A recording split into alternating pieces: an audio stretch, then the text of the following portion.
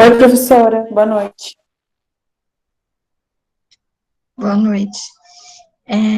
Eu dei uma olhada lá nos seus exercícios, Gabriele, tá tudo certinho, viu? Inclusive, o que tinha que fazer a média, desvio. Então, Eba, que bom. dessa vez, não teve nada que eu possa dizer contra, tá bom? Professora, mas eu já dei uma olhada na atividade online, tá difícil, hein?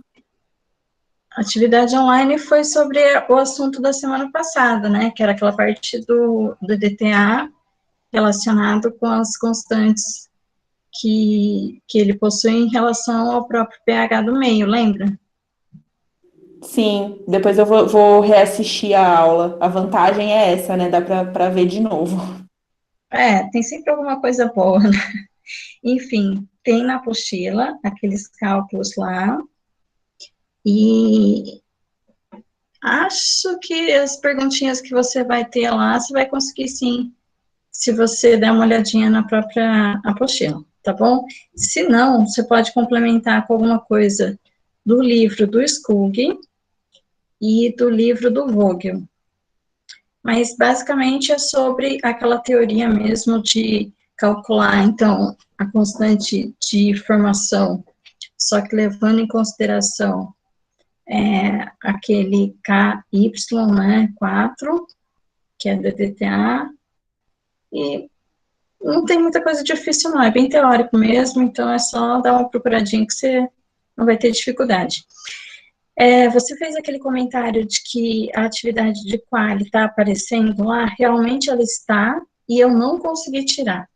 O sistema deve estar com algum problema, porque sempre a gente consegue editar a atividade, mudar a data, essas coisas, mas não estava ativo nem para excluir. Então, por isso, eu não consegui remover. Então, está aparecendo para quant e está aparecendo para quali. Quando hoje eu não entrei. Isso eu tentei até ontem, não consegui resolver. Se amanhã ou hoje ainda eu conseguir resolver, vai desaparecer. Se não desaparecer, não tem problema. Você simplesmente ignora, pode falar aí para os seus colegas, né? Se mais alguém estranhar, e deixa lá, sem fazer mesmo. Quando eu conseguir excluir, eu vou excluir. Tá Tá bom? bom, professora, obrigada. Tá. Então vamos lá. Deixa eu falar então um pouquinho aqui para deixar gravado, né, a resolução daqueles exercícios, porque hoje a gente vai fazer o último pedacinho, que é a titulação de óxido-redução. Então, a última reação que pode envolver aí o titulante e o titulado e que vai dar origem a uma análise quantitativa interessante é quando vai haver troca de elétrons. E foi essa que a gente deixou por último. Mas antes, né, vamos fazer a correção daqueles 3 exercícios que eu estou dizendo aí que você acertou. Então, deixa eu fazer o seguinte aqui. Letícia, se quer mostrar, você fez o exercício também, que você não me enviou, mas se você fez, você quer compartilhar alguma coisa? Não, professora, eu não cheguei a fazer mesmo. Então, tá bom. Então, eu vou compartilhar aqui, né, para a gente fazer uma correçãozinha. Só um minutinho aqui, que eu esqueci um negócio. Peraí.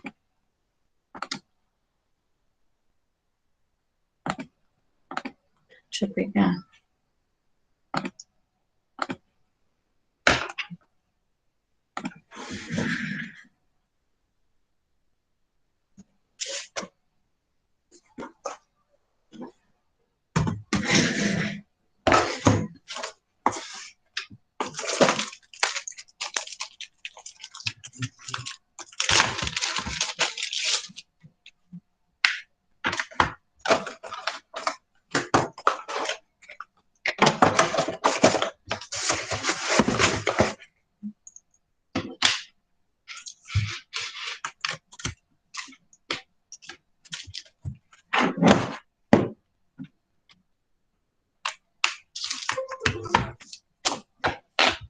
Pronto.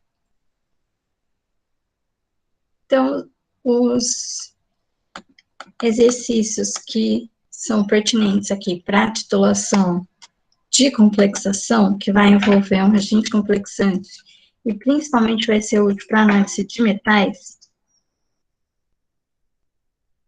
são aqui o exercício 44, tinha alguma coisa teórica aqui, né, mas eu tinha pedido para fazer, então, a parte de cálculo, 44, 45 e 46. Eu até coloquei já as respostinhas aqui do lado, e, na verdade, né, para a gente resolver esses exercícios, a gente precisa daquela relação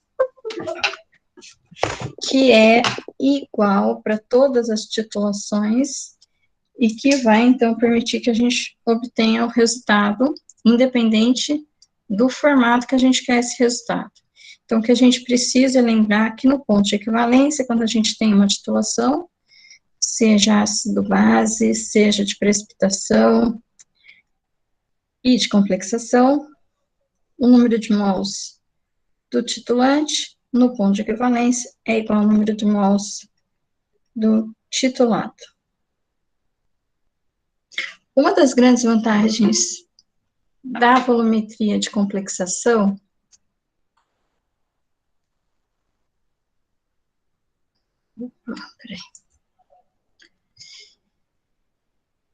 Então, uma das grandes vantagens da volumetria de complexação é que quando a gente usa o EDTA, a estequiometria aqui é 1 para 1. Então, isso é interessante porque facilita os cálculos. Então, aqui a gente vai ter 1 para 1, não vai ter aqueles ajustes necessários, né, que eventualmente a gente já viu em titulação ácido-base, já vimos também em precipitação, e na de oxirredução vai ser ainda um pouquinho mais complicado. Mas aqui na de complexação, com o EDTA, então a gente tem essa vantagem.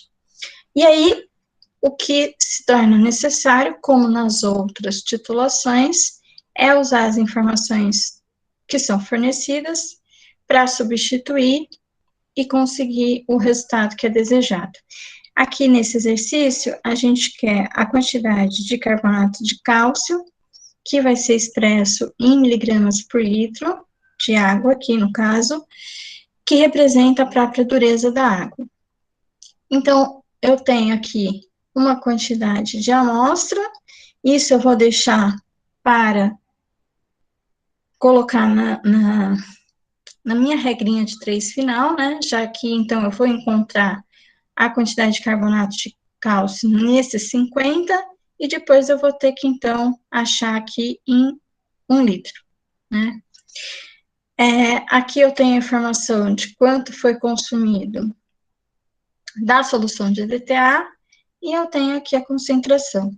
Então, do lado do titulante, eu tenho as informações, basta substituir, então, concentração de EDTA, mol por litro, vezes o volume gasto em litros, vai ser igual ao número de mols do titulado. Qual que é o número de mols do titulado? Então, aqui eu preciso de miligramas de carbonato de cálcio, então não adianta eu tentar procurar concentração molar. Eu vou encontrar aqui desse lado a massa. Então, massa sobre massa molar do próprio carbonato de cálcio é o que melhor substitui aqui o número de mols do titulado e que vai levar, então, a resposta que eu preciso, que é justamente essa massa aqui. Então, eu vou substituir 0, 0, 100, aqui o volume em litros, né, então, divido por 1.000, vai dar 4,08, e aqui a massa é o que eu não sei, que eu preciso calcular, e a massa molar é só fazer a continha aqui, 100,08 gramas por mol. Então, fazendo o cálculo, eu vou chegar aqui na resposta de uma massa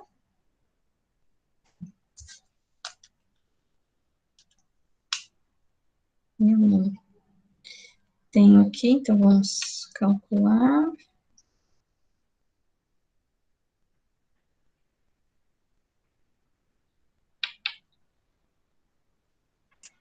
Então, aqui, a massa vai dar 0,00408 gramas. E aí, eu vou somente agora ajustar para expressar em miligramas por litro. Então, essa massa que eu encontrei é equivalente aos 50 ml de amostra. Mas eu quero saber em 1000, que é em 1 litro. Então, aqui eu vou fazer o cálculo.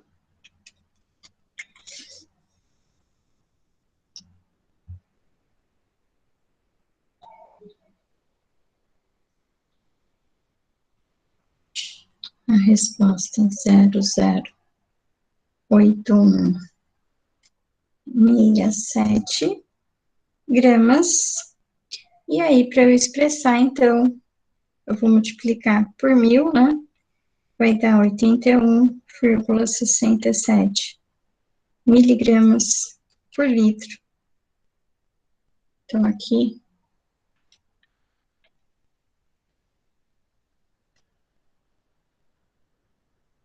seria 81,67 miligramas de carbonato de cálcio por litro, que representa, então, a dureza da água.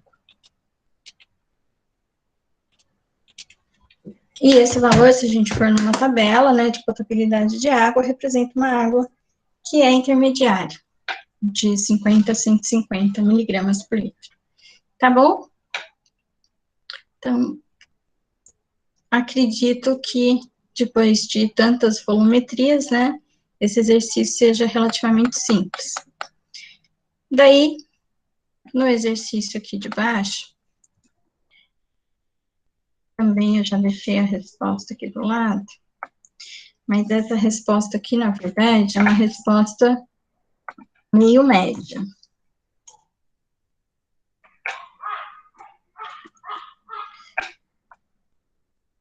Porque no exercício foram feitas 3 titulações e a gente precisa calcular, então, a média e o desvio, tá bom? Então, aqui, nós temos 2 opções. Ou podemos fazer aqui a determinação da média do volume e calcular o desvio por aqui e fazer a conta da titulação uma vez só, para determinar a molaridade do DTA, ou a gente tem que fazer o cálculo, então, do número de mols, né, para encontrar a concentração do DTA 3 vezes. Não é para dar diferença significativa, tá? Às vezes por arredondamento somente, mas não é para dar diferente, é para dar igual. Então, aqui, número de mols do titulante igual ao número de mols do titulado. Eu vou preferir fazer o volume médio, porque é mais fácil, tá? Em vez de ter que fazer as 3 continhas, então, eu vou fazer aqui o volume médio.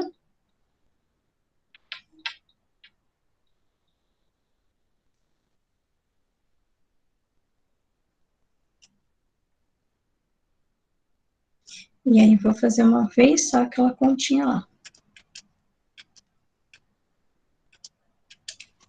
Para achar o desvio, a gente pode usar a própria calculadora, né, no modo estatístico, só para ficar mais fácil. Deixa eu ver aqui se eu consigo fazer isso com essa calculadora que eu estou aqui.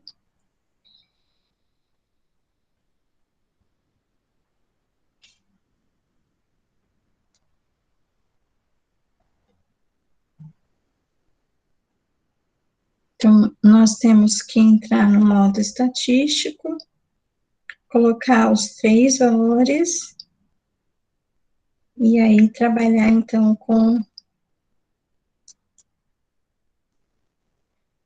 a estimativa do desvio padrão.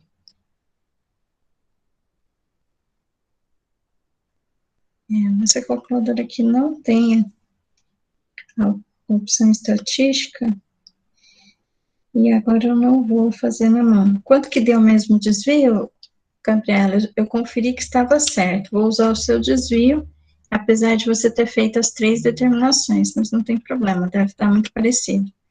E daqui a pouco eu faço pela calculadora aqui. Você tem aí quanto deu o seu?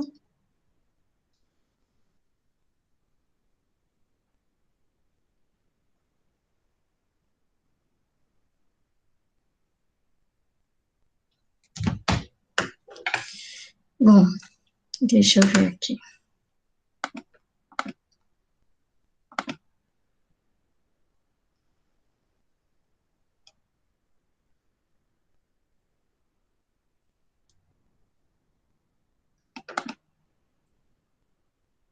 Então, 0025. Se está certo, né? Mas depois eu faço a continha. Daqui a pouco eu faço a conta.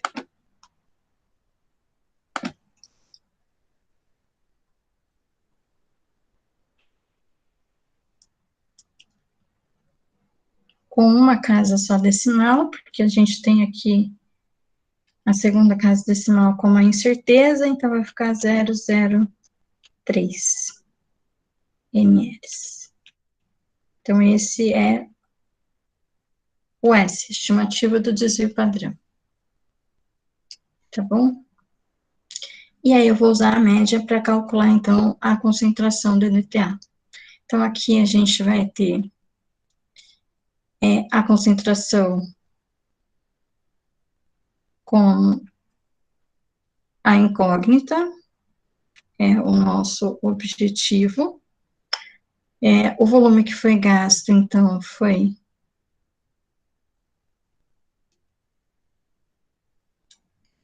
esse daí da média que eu vou usar. Aí, aqui desse lado, eu tenho, então, a massa de zinco e aqui a massa molar, para que eu possa ter o número de mols, que no caso vai ser do zinco. O zinco, aconteceu o seguinte para preparar essa solução. Então, eu tenho aqui 0,816 gramas, foi colocado em 100 ml, e foi titulado 10 ml. Então, aqui eu preciso ver que massa que efetivamente estava no L. Então, uma massa aqui 10 vezes menor. Então, ela é 0,0816. Então, eu vou colocar aqui a concentração que eu não sei. O volume, então, 0,02283 em litros, né? A massa de zinco, 0,08160. E a massa molar, 65.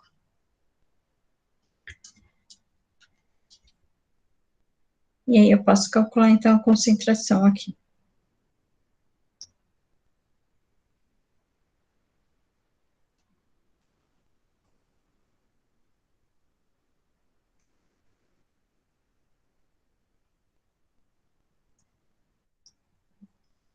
Só colocar mais casas aqui, 65 e 38. Então, fazendo o cálculo, nós vamos ter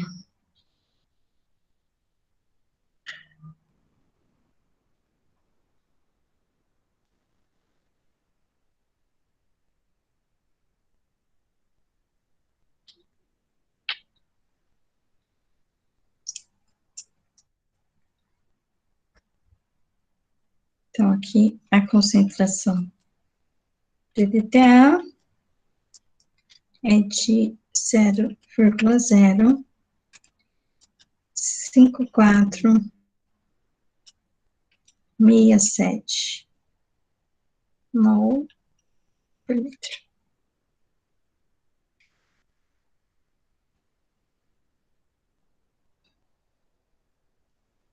Ok?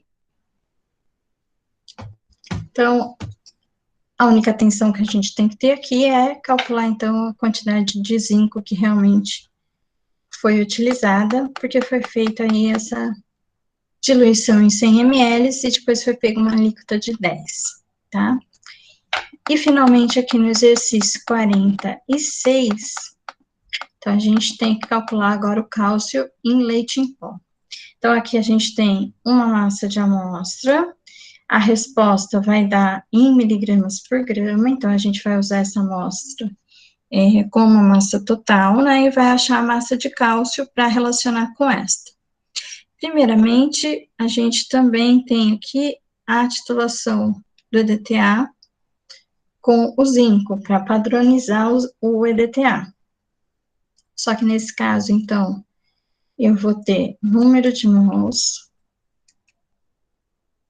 do EDTA igual número de mols do zinco, naquele esquema, né? Número de mols do titulante igual número de mols do titulado. Aí aqui eu também vou tentar não, né? Vou conseguir determinar a molaridade do EDTA com o volume que foi gasto. Desse lado, eu vou utilizar a massa de zinco e a massa molar do zinco. A massa de zinco, então, ele fala que foram colocados 0,32 gramas em 1 litro, e para fazer a titulação, foi usado, então, uma alíquota de 10 ml. Então, aqui em 0,010 litros, a gente vai ter uma massa de zinco de 0,00632 gramas. Ok? Deixa eu só ver o que está acontecendo. Ok, acho que você já não estava aí, que eu falei com você não estava, Gabi, mas, então, daqui a pouco, se você voltar, você participa.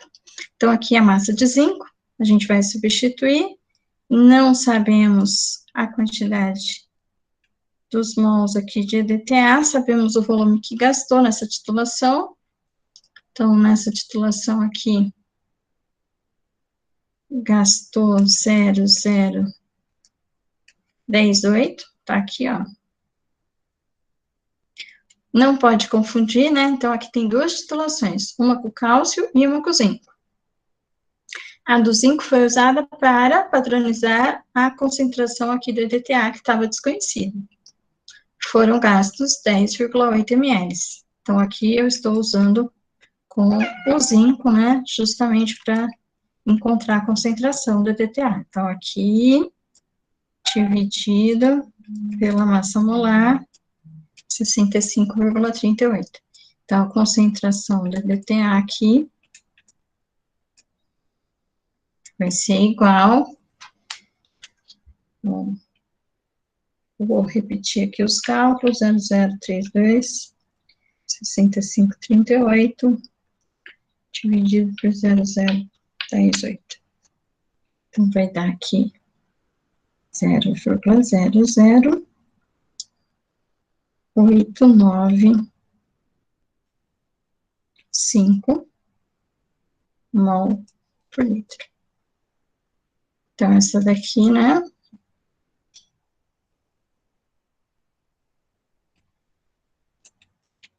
Esse daqui foi o resultado da padronização. Com esse resultado, então, agora eu vou correlacionar o quê? O número de mols do EDTA com o número de mols do cálcio, que é o que eu quero descobrir aqui no leite em pó. Então, cálcio, e a minha amostra é de leite em pó. Então, aqui eu vou ter a concentração, o volume que foi gasto nessa titulação, aí aqui desse lado a massa de cálcio, que eu vou determinar, e vou usar então a massa molar aqui, para encontrar na forma de número de mols. Então, aqui eu já sei agora a concentração, que eu acabei de determinar, 0,00895. O volume que foi gasto aqui foram estes 12,2, então, em litros, 122. Desse lado de cá, então, eu preciso determinar a massa de cálcio. E, na verdade, aqui é um número atômico, né? Porque é o elemento químico cálcio mesmo, é 40,08. Resolvendo, a gente vai ter aqui uma massa equivalente, né? Então, 0,0895 vezes 0,012, 2 vezes 40,08. Então, essa massa aqui vai ser igual a 0,04376 gramas. Essa massa, então, foi encontrada na amostra com 1,5 gramas. Então, 1,50 gramas de amostra. Mas eu quero a resposta por grama. Então, aqui em 1 grama, que eu quero a resposta em miligramas por grama. Então, vou achar em gramas aqui, por grama, né? E depois já vou converter para miligramas. Então, vai ser esse valor dividido por 1,50.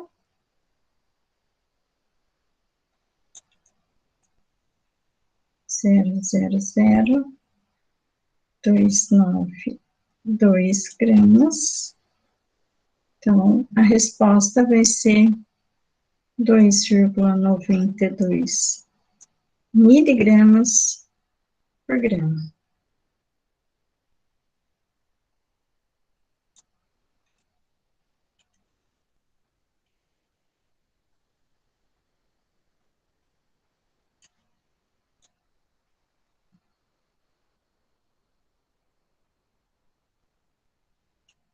Então, 2,92 miligramas de cálcio por grama de leite em pó. Ok?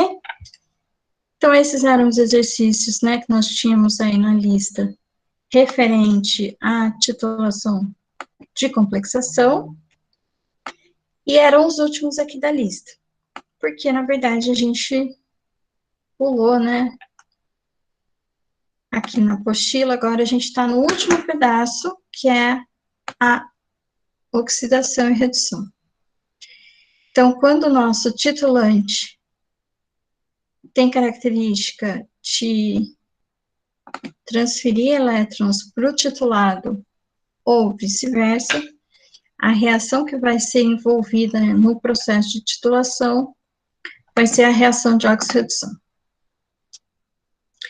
Então, recapitulando um pouquinho, rapidamente, né, muito rapidamente aqui, as reações químicas que ocorrem com transferência de elétrons e, portanto, com variação de número de oxidação dos elementos, são as reações de oxirredução.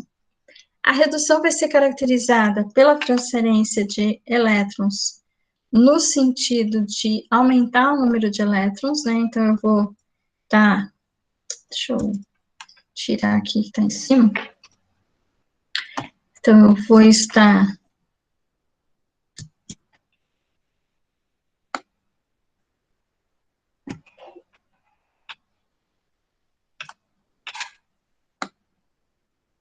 pronto. Então, eu vou estar ganhando elétrons, né, na redução, e na oxidação vou estar perdendo elétrons, porque eu vou ter, então, o número de oxidação aumentando, ok? Então, a espécie reduzida vai se tornar oxidada, porque ela vai, então, perder elétrons, e aquela espécie que era oxidada vai estar na forma mais reduzida, porque ela vai estar ganhando elétrons. Um aspecto que é extremamente importante sobre as reações de oxirredução é que na natureza nada se cria, nada se perde, só se transforma, inclusive os elétrons. Então, os elétrons, na verdade, eles têm que vir de algum lugar. A quantidade de elétron perdido pelo agente oxidante pelo agente redutor é a mesma quantidade de elétrons que vai ser adquirida pela outra espécie. Isso significa que essas reações em particular, elas vão ter que ser balanceadas com duas ideias, né, com duas premissas importantes. A massa não é perdida, só se transforma, e a carga. Então, o balanço dessas reações vai ter que acontecer tanto em massa, para respeitar a conservação das massas, né, a lei da conservação das massas, e também essas reações vão ter que ser balanceadas de acordo com as cargas e, portanto, de acordo com os números de elétrons envolvidos na oxidação e redução. Para que a gente possa encontrar o número de oxidação dos elementos envolvidos, a gente tem que relembrar aqui que o oxigênio, em geral, ele vai ter como número de oxidação genérico, né, geral, básico, o -2 e o hidrogênio o +1. Então, quando a gente tem uma reação, quando formamos espécies com oxigênio e com hidrogênio, a gente usa esses números como de referência, né, para poder calcular os demais elementos. Aqui, por exemplo, lembrando que no estado fundamental, o número de oxidação é sempre 0, então aqui é 0. Aqui também é 0. E aqui no produto, na verdade, como eles estão combinados, então vai valer o número geral aqui, então, -2 para o oxigênio e +1 para o hidrogênio. No final tem que dar 0, né? A água não tem carga. Então, 2 vezes 1, aqui é +2, e aqui é -2, então dá certinho. O magnésio nessa reação de baixo. Então, o hidrogênio passou de 0 para +1, então ele sofreu oxidação, e o oxigênio passou de 0 para -2, então ele sofreu a redução. Como eu tenho aqui o hidrogênio perdendo somente 1 elétron e o oxigênio ganhando 2 elétrons, né, eu tenho que balancear aí adequadamente. O magnésio aqui é 0, aqui hidrogênio é +1, portanto, o cloro é -1, já que o HCl no geral, né, fica 0. Aí aqui o magnésio é +2, o cloro é -1 e o hidrogênio é 0. Então, o que aconteceu? O magnésio passou de 0 para +2, então ele oxidou, e o hidrogênio reduziu, porque passou de 0, de +1 para 0. Então, aqui ele ganhou elétron, né, portanto, reduziu. E assim a gente pode aqui, né, relembrar como faz e treinar nessas reações. Bom, quando a gente tem uma reação de oxidação, a gente, na verdade, forma um sistema que é eletroquímico, e essa transferência de elétrons, em geral, vai produzir, então, uma voltagem por conta da diferença de potencial. Cada elemento químico tem uma diferença de potencial no estado padrão. Quando eles estão em concentrações igual a 1 mol por litro, em condições padrões, o que vale é o potencial, então, de tabelas de oxidação, que são potenciais padrões. E quando a gente tem variação de concentração, a gente vai ter que calcular o novo potencial usando a equação de Nernst. Então, eu tenho a transferência de elétrons entre os elementos respeitando os potenciais padrões. Então, nas tabelas de potencial padrão, a gente vai ter o potencial escrito no lado da redução. Então, sempre a gente vai estar comparando no lado da redução, e é o seguinte: quanto maior o potencial de redução, mais a reação vai estar deslocada, então, para reduzir esse elemento. Então, aqui no caso, o cobre tem o maior potencial de redução. Então, é o cobre que reduz, de fato.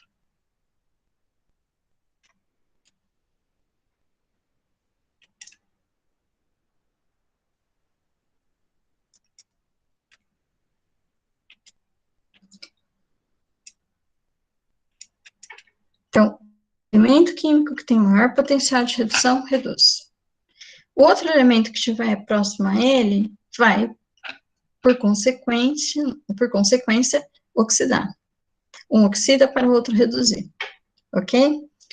Se eu trocar, então, o par aqui dos metais, pode ser o cobre não reduza mais, porque vai depender de quem é o outro elemento. Quem tiver o maior potencial de redução, vai reduzir. Aqui o zinco tem um potencial de redução que é de menos 0,76 volts, então ele perde por cobre, que tem um potencial de mais 0,34 volts. O potencial dessa célula vai ter como valor o potencial do cátodo, que é onde tem a redução, então aqui é onde vai estar acontecendo a redução, a gente acabou de ver que é na semi-reação do cobre, menos o potencial, então, aonde está acontecendo a oxidação, que é o potencial do ânodo, que nessa pilha aqui vai ser aonde nós temos o zinco. Então, vai ficar 0,34 menos 0,76, e o potencial, então, dessa célula é de 1,10 volts. Se a gente medisse numa reação, né, de oxidação entre o cobre e o zinco, o potencial que ia indicar no nosso multímetro ia ser 1,10. Se não houvesse perda nenhuma, tá bom? Então, essa é a reação que é favorecida. Essa é a reação que tem o ΔG menor que 0, e que, então, é favorecida sem ter que forçar. O equilíbrio vai estar deslocado nesse sentido. É possível fazer com que a reação aconteça para o lado oposto ao natural, aplicando uma voltagem, e nesse caso, então, a gente vai ter um sistema que é eletrolítico. No caso de fornecer um potencial positivo, a gente tem efetivamente uma pilha ou uma bateria, tá bom? Essa equação aqui, que é a equação de Nernst, ela vai ser útil para que a gente possa calcular outros potenciais fora da condição padrão. Então, para calcular outros potenciais fora da condição padrão, a gente usa o potencial padrão da tabela e corrige pelo número que aqui representa a constante de Faraday. Aqui a gente tem a constante dos gases, tem a temperatura da reação, então vira uma constante única, divide pelo número de mols envolvidos na troca aí da transferência de elétrons, e multiplica pela razão logarítmica entre produtos e reagentes. Então, aí corrige para um potencial fora das condições padrões. Na titulação, vai acontecer, então, uma reação de oxidação obedecendo essas características, e a gente vai ter uma mudança de potencial. No ácido base, a gente tinha uma mudança de pH. Nas reações de precipitação, a gente tinha lá que acompanhar o Kps. Na descomplexação, tinha o Kf, que era a constante de formação de complexo. E aqui, a gente vai ter a voltagem. Então, aqui a gente vai ter o potencial. A curva de titulação que nós fizemos para a titulação ácido-base, aqui também vai ser útil para acompanhar a titulação inteira acontecendo. No ponto de equivalência, mantém-se exatamente aquela relação útil, né, para os nossos cálculos, que é o número de mols do titulante igual número de mols do titulado. Tá certo? Para que a gente encontre na curva de titulação os valores de concentrações ponto a ponto para construir a própria curva e converter para potencial, por quê? Porque a curva de titulação, nesse caso aqui, vai ter o volume do titulante e aqui a gente vai ter o potencial. O formato da curva de titulação é aquele mesmo. Então, é uma inflexão, é um sigmoide, né? Mas agora, no eixo Y, a gente tem o potencial e aqui a gente continua tendo o volume. Então, para fazer a curva, a gente vai calculando quando os volumes de titulante vão aumentando, qual que é a concentração das espécies presentes, para que a gente possa encontrar o potencial. E é assim que a gente vai construir a curva. Aqui na apostila tem um exemplo, né, dessa reação que está acontecendo entre o ferro e o cério. Eu não vou refazer esses cálculos, né, eles estão aqui, porque eles são bem demorados. A gente fez, né, a curva de titulação só para o ácido e a base. Mas é igual, então o que a gente vai ter que ver? Antes do ponto de equivalência, o que tem em excesso é titulado, e depois do ponto de equivalência, o que tem em excesso é titulante. Tá bom? E a curva, como eu disse, tem o mesmo formato. Então, aqui, a gente vai ter o salto, que é essa viragem, né? É onde a titulação, então, na verdade, tem o ponto de equivalência, então, acaba a quantidade de amostra, e aqui está sobrando o titulante. Já acabou o que estava sendo oxidado, nesse caso aqui. Tá? Aqui nessa tabela tem os potenciais, né, que deram origem a essa curva, nos respectivos volumes aqui, que é do titulante. Tá bom? E aí, se vocês quiserem, dá para fazer a continha, calculando, então, o que está em excesso, né, qual concentração está sobrando, e aí encontrar o potencial pela equação de Nash.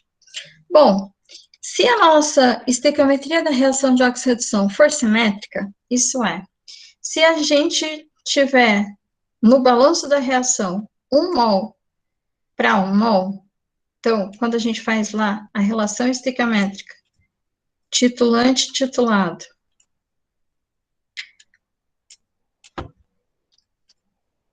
se for 1 para 1, a inflexão, ela vai ser também simétrica. Então, vai estar no meio da curva lá, no meio daquele degrau.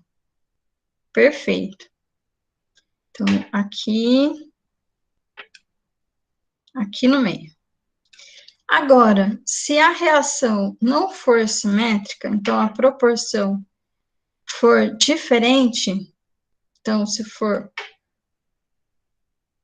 diferente de 1 para 1, por exemplo, 1 para 5, 1 para 3, 2 para 3, e etc., a inflexão não vai estar no centro. Então, ela vai estar deslocada, apesar da sigmoide ser igual. Então, não vai estar no meio. Ou ela vai estar para cima, ou ela vai estar para baixo. Tá bom? Aqui tem um exemplo. Então, aqui eu estou com uma titulação envolvendo o ferro. Aqui eu tenho uma estequiometria de 5 para 1. Então, eu preciso aqui 5 ferros para 1 mn, né? Então, aqui é 1, ó. 1 mn 2+. E por isso, ó, onde está a inflexão? Então, ela está deslocada e não aqui no meio, como seria se fosse simétrico, se fosse 1 para 1, ok? Essa reação aqui, entre o ferro e o permanganato, ela só fica balanceada corretamente quando a gente escreve as semi-reações. Por quê? Porque eu preciso enxergar as semi-reações para ajustar essa quantidade de elétrons aqui, ó. Se eu somasse essas semi-reações na reação global e não ajustar aqui, não multiplicar essa reação por 5 para fazer o balanço, não vai ficar correto. Por quê? Porque aqui o permanganato, né, ele tem, ó, que número de oxidação? Então, o oxigênio é -2, então, vezes 4 aqui vai dar -8, aqui sobra mais 1, então, o Mn é mais 7. Ele passa de mais 7 para mais 2. Então, ele sofre aqui redução, daqui para cá.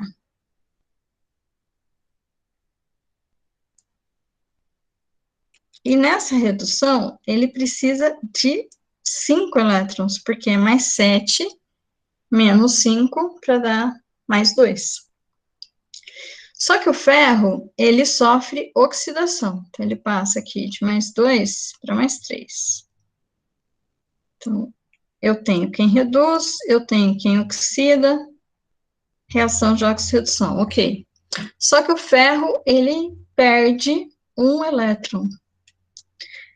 E aqui eu preciso de 5. Então, eu tenho que balancear multiplicando por 5 essa reação inteira. Se fosse uma reação do ferro com outro elemento químico que precisasse de um elétron só para oxidar, para reduzir, eu não teria que usar aqui o vezes 5. Certo? Mas eu preciso porque o número de elétrons trocados tem que ser igual. Isso não tem a ver com o balanço de massa, isso tem a ver somente com o balanço, então, de carga. Ok? E é por isso que essa reação, então, fica dessa forma. 5 vezes ferro 2+, para 5 ferro 3+. Em massa, eu teria 1 para 1 aqui de ferro 2 para ferro 3. Mas por conta do permanganato, que precisa de 5 elétrons, eu vou ter que usar 5 mols de ferro para ter 5 elétrons, já que 1 mol de ferro fornece só 1 elétron. Deu para entender? Então, cada reação dessa aqui com 1 mol de ferro fornece só 1 elétron. Então, eu preciso multiplicar por 5 para ter 5 elétrons. Já que aqui eu vou precisar de 5 elétrons. Ok? Então, o permanganato, né, vale por 5 ferros. Bom, a gente está fazendo titulação, vai ter que enxergar quando essa titulação chega ao final, e aqui também a gente vai ter indicadores visuais. Esses indicadores visuais, eles vão envolver, então, sistemas redox também, vão ter mudanças de cor devido à espécie oxidada e à espécie reduzida. Um indicador que a gente usa em algumas titulações de oxirredução são para titulações iodométricas aqui, então a gente vai ter amido como um indicador interessante para verificar que a mudança de iodo em titulações, como eu disse, iodométricas, e a gente vai ter outras espécies também que podem ser utilizadas. O próprio permanganato, considerando, né, a amostra permanganato, muda de cor também, né? Então, aqui o permanganato é violeta, e o Mn2+, na verdade, é amarelinho, tá bom? Aqui nós temos alguns indicadores bem usados, né, nas titulações de oxi-redução. Cada um tem aí uma faixa de potencial aonde ele é útil. Então, a gente vai escolher o indicador de acordo com o potencial lá daquela curva de titulação. E eles vão ter mudanças de cores em função do potencial. Então, a gente está passando, lembrando, né? Na titulação de oxi-redução, o que está variando é o potencial. Então, a gente está vindo em potenciais baixos, aí esse potencial aumenta. Ou pode acontecer o contrário, é claro. Então, o potencial está alto e fica menor. Então, de acordo com o valor desse potencial aqui no ponto de inflexão, é que eu vou escolher o indicador. A ferroim, por exemplo, é útil para mudanças aí em potenciais de 1,14 volts, enquanto que o índico aqui é útil em mudanças aqui de 0,36 volts, tá bom? Aqui tem as características, né, da espécie reduzida, da espécie oxidada, da ferroim, que tem cores diferentes, da difenilbenzidina também, que é incolor e passa para violeta quando está oxidada. E aí a gente tem aqui já um exemplo para fazer um cálculo numérico. Então, tem a resposta aqui embaixo, e eu gostaria que vocês tentassem fazer. Então, aqui eu tenho uma quantidade de ferro em uma liga, essa daqui é a quantidade 100%, né, de amostra. E eu quero determinar aqui a porcentagem de ferro, só que eu quero determinar a porcentagem de ferro na forma de óxido de ferro 3. Aí, como é que foi feito o sisteminha? Foi feito um sistema de titulação redox com dicromato de potássio. Então, do mesmo jeito que a gente fez todos os esquemas de titulação, eu vou ter aqui na bureta, né, o nosso titulante, e aqui na amostra, né, o titulado.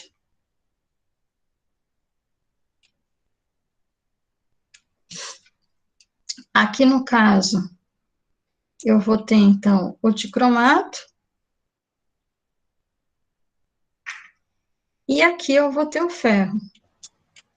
O ferro, ele primeiro foi reduzido para ferro 2, para que, durante a titulação, ele pudesse ser oxidado para ferro 3. Isso significa que o dicromato vai ter que reduzir, porque ele é um agente oxidante. Primeira coisa para calcular essa titulação, então, o primeiro passo aqui, qual que é?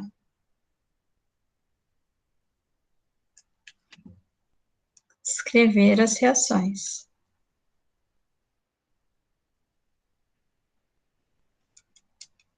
Porque aí eu vou ter que balancear. E aí sim eu vou poder fazer a nossa continha. A conta em si vai ser número de mols do titulante igual número de mols do titulado. Ok? E eu vou ter que saber aqui, né, a estequiometria para fazer o cálculo adequadamente. Quando a gente não sabe escrever essas reações de oxirredução sem ajuda, o que a gente faz? Vai em uma tabela de redução, porque lá a gente vai ter a titulação, não, a gente vai ter a reação. Então, ó, eu vou encaminhar para vocês, né, uma tabela aqui completa, que é do livro, Então, uma tabela que tem, acredito que tudo que vocês possam procurar. Então, potencial de redução escrito na reação de redução. Então, aqui, por exemplo, nesse exercício, não sabe escrever a reação do dicromato? Vem na tabela e veja como que é a reação, ó. Então, tá aqui, ó, crômio, né? Quais reações que ele pode sofrer. Quais espécies nós temos, né? Quais estados de oxidação. Estamos falando do dicromato. Então, a reação tá aqui, ó. Em meio ácido, que é o caso do exercício, eu vou precisar de 6 elétrons para reduzir o dicromato para crômio 3. Então, aqui a gente já tem uma dica. Por quê? Porque, ó, o ferro tá aqui, ó. O ferro 2+, para ferro 3, é claro, né? Essa reação, ela está escrita na ordem da redução. Só que no exercício está acontecendo daqui para cá, que é a oxidação. Quantos elétrons vão ser necessários nessa reação? 1 elétron. Então, o ferro oxida e perde 1 elétron, mas o crômio, ele precisa aqui, o dicromato precisa de 6. Significa que eu vou ter que balancear. Então, eu vou ter que multiplicar essa reação aqui por 6, para depois somar e ter a reação global. Ok? Então, tentem fazer esse cálculo para conferir aqui. No final aqui, ainda vai ter mais um ajuste. Vai ser calculado o ferro, mas vai ter que expressar em óxido de ferro 3. Então, vai ter que fazer a conversão aqui usando a massa molar para ter a espécie correta. Aqui do lado, né, na próxima, tem outro exercício. Então, aqui eu tenho uma reação que envolve iodo e tiosulfato, para calcular a porcentagem do hipoclorito de sódio. E também tem a resposta. Então, tentem fazer esses 2 exercícios. E aí, deixa eu vir aqui na lista de exercício. Já vou deixar tudo certo aqui.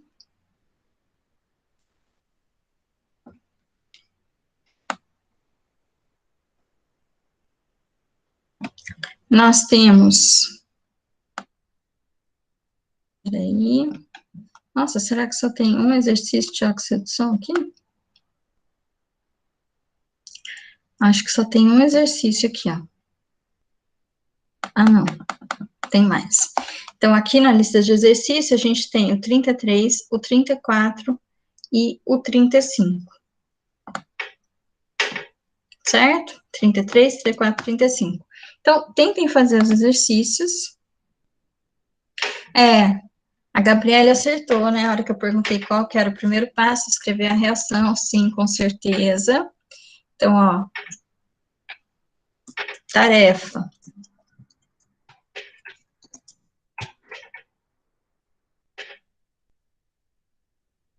Exercícios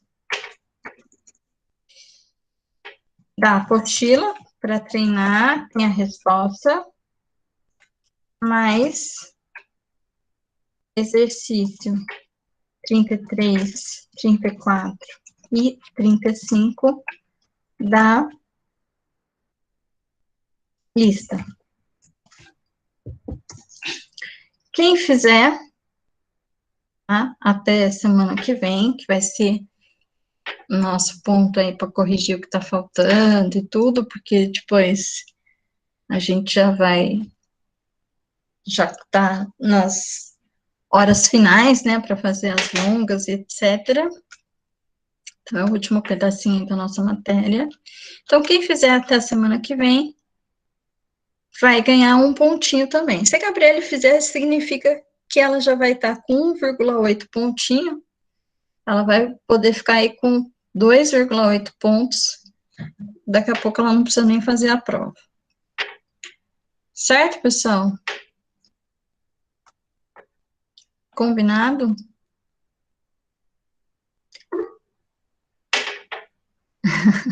Então, tá bom. Esses exercícios de oxidoredução, geralmente, todo mundo acha um pouquinho mais difícil do que os demais, que são, então, de titulação. Não muda nada naquela situação de número de mols, número de mols. O que muda é a estequiometria. Então, como eu falei para vocês, o grande aqui ponto, deixa eu voltar aqui, ele ainda está apresentando, é que ele sumiu aqui para mim. O grande diferencial é a gente trabalhar corretamente aqui com o balanço da reação. Então, como eu disse para vocês, eu vou colocar lá no portal essa tabela aqui, que é para ajudar. A gente não precisa decorar. Então, tem muitas reações de oxirredução diferentes, tem situações, inclusive, diferentes, meio ácido, meio básico, algumas coisas que vão variar. Mas precisa saber usar essas tabelas. Então, aqui, nesse primeiro exemplo que está na apostila, de cromato, eu não sei escrever a reação, eu venho aqui. Aí, o que eu estou vendo? Precisa de 6 elétrons. Quem que é o titulante, ou o titulado? É ferro.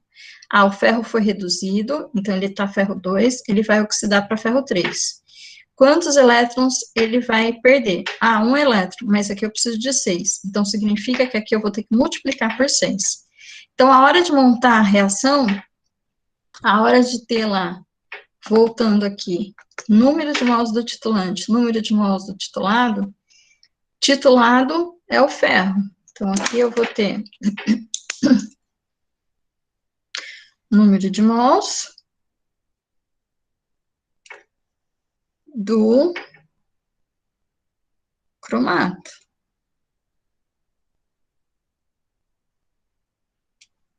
E aqui eu vou ter número de mols do ferro.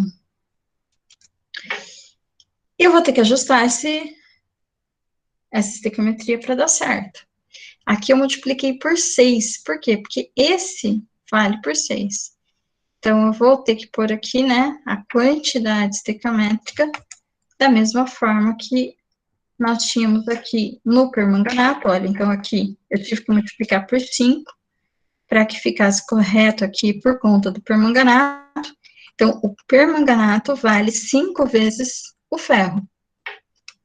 Tá certo? Então, a proporção do permanganato, aqui no sério era 1:1, do sério para o ferro. Agora, aqui no permanganato, é 1:5. Tá bom? Ok?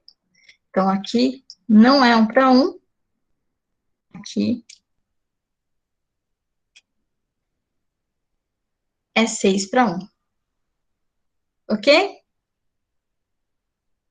Então, essa é a única parte que acaba dando um pouquinho de trabalho e o resto acaba ficando igual todas. Aqui eu vou ter que também fazer as reações e nos exercícios da lista também. E um outro cuidado que a gente vai ter que tomar é na hora de expressar a resposta. Aqui, por exemplo, não está perguntando a porcentagem de ferro, está perguntando a porcentagem de ferro 2O3. Então, eu vou encontrar a quantidade de ferro, então, vou achar aqui a massa de ferro pela resposta, né, aqui, ó. Aí, eu vou ter que fazer pela massa molar. Então, um ferro tem 55,5, a massa de Fe2O3 é tanto, portanto, essa massa que eu encontrei vai valer X. Tá bom? Então, tem que respeitar também como deve ser a resposta do exercício. Aqui é a mesma coisa, ó. Então, aqui eu tenho porcentagem de urânio como resposta final. Aqui é a porcentagem de arsênio. Então, eu tenho que respeitar o que estiver perguntando. E aqui é a porcentagem de ferro na forma de óxido também. Esse daqui não é igual, que está lá no exemplo, porque é titulado com permanganato. Então, aqui a gente já viu que é 1:5. Tá bom? Aqui é cromato de novo, mas é com urânio. Então, a gente tem que escrever aí as reações. Bom, eu vou ficar quieta. E se vocês quiserem perguntar, então, alguma coisa, pode perguntar.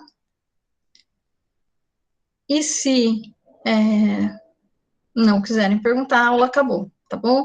Então, fica aí para vocês fazerem exercício. Qualquer dúvida, eu vou ficar aqui até 8h30. Tá bom? E aí, semana que vem, até semana que vem, né? Pode mandar por e-mail, como a Gabriele fez também. Daí, se tiver tudo certinho, vale um ponto na nossa média maravilhosa. Tá bom? Dúvidas? Perguntas? Não? Então tá. Então, eu vou ficar quieta aqui, tá? Obrigada, meninos.